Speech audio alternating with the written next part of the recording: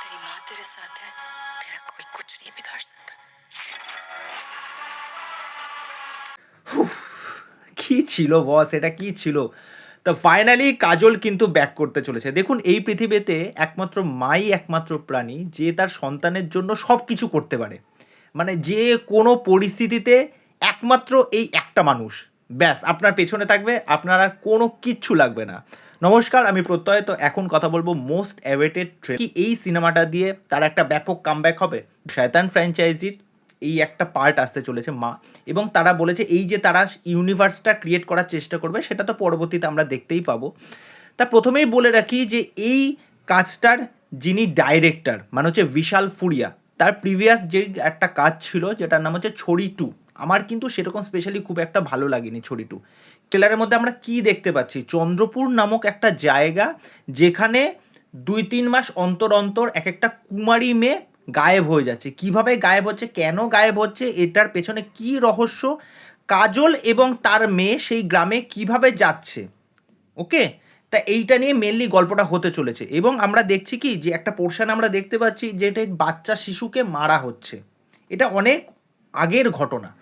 তা সেই ঘটনা এখনকার ঘটনার সাথে কিভাবে কানেক্টেড, এই যে আমরা দেখতে পাচ্ছি একটা অভিশপ্ত গাছ রয়েছে, সেই অভিশপ্ত গাছের কিছু একটা রহস্য আছে, এবং সে একটার পর একটা মেয়েকে তুলে নিয়ে যাচ্ছে, মেয়েগুলোকে আর কুল কিনারা পাওয়া যাচ্ছে না, এবং পুলিশ সেই ব্যাপারটা ইনভেস্টিগেশন করতে আসে তখনই যখন কাজলের মেয়ে যখন গায়েব হয়ে যায়। এবং এবার একটা পোর্শনে গিয়ে দেখবে একটা একজন ভদ্র মহিলা এবং একটা লোক এসেছে, এসে কাজলকে অ্যাকিউজ করছে যে তুই এসেছিস কেন।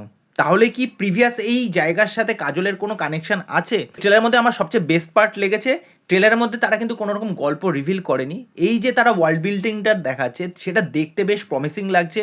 প্রোডাকশান ভ্যালু বোঝাই যাচ্ছে প্রচুর পয়সা খরচা করা হয়েছে, যেরকম ভিজুয়ালস, যেরকম ব্যাকগ্রাউন্ড স্কোর দারুণ লাগছে।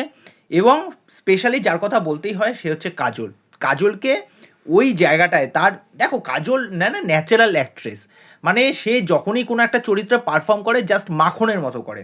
এবং কাজলের যে কটা ফ্রেমে আমরা কাজলকে দেখতে পাচ্ছি এবং কিছু কিছু সিন যেগুলো কিন্তু বেশ ভালো লেগেছে। একটা দেখবে টেবিলটা বেশ উল্টে যাচ্ছে, মেয়েটাকে ওই শেকড় ফেকড় নিয়ে গাছটা পুরো উপড়ে নিয়ে চলে যাচ্ছে। একটা জায়গায় দেখবে একজন গাড়ি চালাচ্ছে, পুরো গাড়িটা শুদ্ধ ওই লোকটা শুদ্ধ পুরো আগুনে পুরো দগ্ধে গেছে সেই অবস্থাতেও চালাচ্ছে।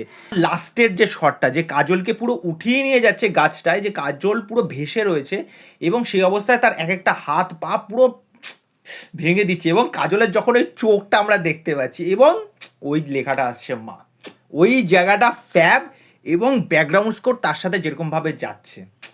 তো ওভারঅল এই ট্রেলারটা কিন্তু আমি বলবো না যে খুব একটা হাইফাই ট্রেলার হয়েছে, কিন্তু আমার কাছে ট্রেলারটা কিন্তু যথেষ্ট প্রমিসিং লাগছে। মানে এই কাজটা দেখবার জন্য আমি অন্তত এক্সাইটেড। তা যাই হোক, তোমাদের ট্রেলারটা কেমন লাগলো সেটা কিন্তু অবশ্যই কমেন্ট করে জানাও। আমার তো দুর্দান্ত লেগেছে, মানে কাজলকে এতটা সময় পর আবার পাচ্ছি, এর চেয়ে বড় পাওনা আর কি হতে পারে। তা চলো আজকে এখানেই, পরবর্তী ভিডিওতে আবার দেখা হচ্ছে। বাই।